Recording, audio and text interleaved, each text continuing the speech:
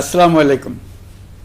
আজ আমরা পুরো জাতি একসঙ্গে স্মরণ করছি এমন এক দিন যা এদেশের ইতিহাসে গভীর ছাপ রেখে গেছে।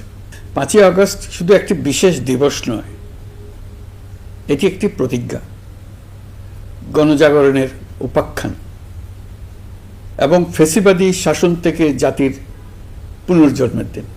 আজ আমি গভীর শ্রদ্ধার সঙ্গে স্মরণ করছি 1971 সালের স্বাধীনতা যুদ্ধের সকল বীর মুক্তিযোদ্ধাদের, যাদের আত্মত্যাগে আমরা পেয়েছি স্বাধীন সার্বভৌম বাংলাদেশ। 1971 সালে সাম্য, মানবিক মর্যাদা ও সামাজিক ন্যায় বিচার প্রতিষ্ঠার লক্ষ্যে এদেশের জনগণ সশস্ত্র মুক্তিযুদ্ধে অংশগ্রহণ করেছিল। লাখো প্রাণীর বিনিময়ে একটি স্বাধীন রাষ্ট্র প্রতিষ্ঠা হয়েছিল। কিন্তু স্বাধীনতার অর্ধ শতাব্দী পরেও এদেশের মানুষ সুবিচার ও গণতন্ত্র থেকে বঞ্চিত হয়েছে, বৈষম্যের শিকার হয়েছে। 2024 সালের উত্তাল জুলাই ছিল বাংলাদেশের ইতিহাসে এক সংকটময় অধ্যায়, 16 বছরের পুঞ্জীভূত ক্ষোভের বহিঃপ্রকাশ। এদেশের এই বিপুল সংখ্যক তরুণরা 16 বছর ধরে ক্রমাগত হতাশায় নিমজ্জিত ছিল। ভালো ফলাফল করেও চাকরির জন্য ক্ষমতাসীনদের দুয়ারে দুয়ারে ঘুরেছে। চাকুরিকে ঘিরে তৈরি হয়েছিল দুর্নীতি, স্বজনপ্রীতি আর তদবির বাণিজ্য। যে তরুণ ঘুষ দিতে পারেনি, এলাকার মাফিয়াদের সঙ্গে সখ্য গড়ে তুলতে পারেনি, তার চাকরি হয়নি। সরকারি চাকরিতে বৈষম্যমূলক কোটা পদ্ধতি, যেটা মূলত ছিল দুর্নীতি ও স্বজনপ্রীতির আরেকটা হাতিয়ার, এর বিরুদ্ধে তরুণ সমাজ দীর্ঘদিন ধরে প্রতিবাদ বিক্ষোভ করলেও ফ্যাসিবাদী শাসকের টনক নড়েনি।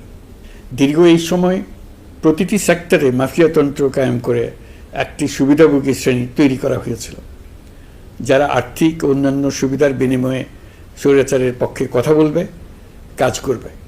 স্বৈরাচারের পক্ষের সঙ্গী হলেই তার চাকরি হবে, কাজ মিলবে। সরকারি প্রতিষ্ঠান, শিক্ষা প্রতিষ্ঠান, অর্থনৈতিক প্রতিষ্ঠান, এমনকি বিচার ব্যবস্থা, আইনশৃঙ্খলা বাহিনী, গণমাধ্যম ও সাংস্কৃতিক মণ্ডলেও এই ধরনের সুবিধাভোগী শ্রেণী তৈরি হয়েছিল।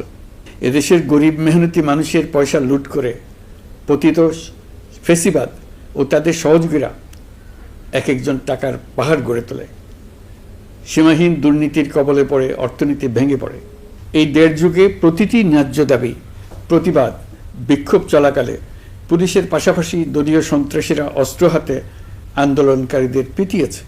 গত 16 বছরে যারাই সরকারের সমালোচনা করেছে, নাগরিকদের অধিকারের পক্ষে কথা বলেছে, তাদেরকে গ্রেফতার অথবা গুম করা হয়েছে। লাখ লাখ বিরোধী দলীয় রাজনৈতিক নেতাকর্মীদের নির্বিচারে আটক, গ্রেফতার করা হয়েছে। এই ভয়াবহ পরিস্থিতিতে 24 জুলাইয়ে দেশের ছাত্র সমাজ, তরুণ প্রজন্ম, সাধারণ মানুষ সবাই একত্রিত হয় এক নতুন দিনের প্রত্যাশায়। সমস্বরে তারা বলে ওঠে, এবার ফ্যাসিবাদকে যেতে হবে। তবু দেশের মানুষের বুকে গুলি চালিয়ে শেষ পর্যন্ত ক্ষমতা আঁকড়ে ধরে রাখতে চেয়েছিল ফ্যাসিবাদী সরকার। তারা নির্বিচারে গুলি করেছে, গ্রেপ্তার করেছে, ইন্টারনেট বন্ধ করে হত্যাকাণ্ডের তথ্য লুকাতে চেয়েছে। রাতের অন্ধকারে এলাকায় এলাকায় অভিযান চালিয়ে ছাত্রদের আটক করেছে। গুলিবিদ্ধ আহতদের তারা হাসপাতালে চিকিৎসা নিতে দেয়নি। হাসপাতালগুলোকে নির্দেশ দেওয়া হয়েছিল যেন আহতদের ভর্তি না করা হয়। এই কারণে বহু মানুষ চিকিৎসা না পেয়ে চিরতরে দৃষ্টি হারিয়েছে, পঙ্গু হয়েছে। আজ জুলাই গণ অভ্যুত্থান দিবসে আমি জাতির সূর্য সন্তান জুলাই শহীদদের গভীর শ্রদ্ধার সঙ্গে স্মরণ করছি, তাদের আত্মার মাগফিরাত কামনা করছি। জুলাইয়ে যারা আহত হয়েছেন, চিরতরে পঙ্গু হয়েছেন, দৃষ্টি হারিয়েছেন, জাতির পক্ষ থেকে আমি তাদের প্রতি শ্রদ্ধা ও কৃতজ্ঞতা জানাচ্ছি। এই জাতি আপনাদের কাছে চিরকৃতজ্ঞ থাকবে। গত বছর ডিসেম্বর মাসে জুলাই গণ অভ্যুত্থানে শহীদ পরিবার ও আহতদের কল্যাণ ও যাবতীয় বিষয়াদির প্রশাসনিক দায়িত্ব মুক্তিযুদ্ধ বিষয়ক মন্ত্রণালয়ের উপর ন্যস্ত করা হয়েছে। এখন পর্যন্ত 836টি শহীদ পরিবারের মধ্যে 775টি শহীদ পরিবারকে মোট 98,40,00,000 টাকার সঞ্চয়পত্র ও মাসিক ভাতা বাবদ ব্যাংক চেক দেওয়া হয়েছে।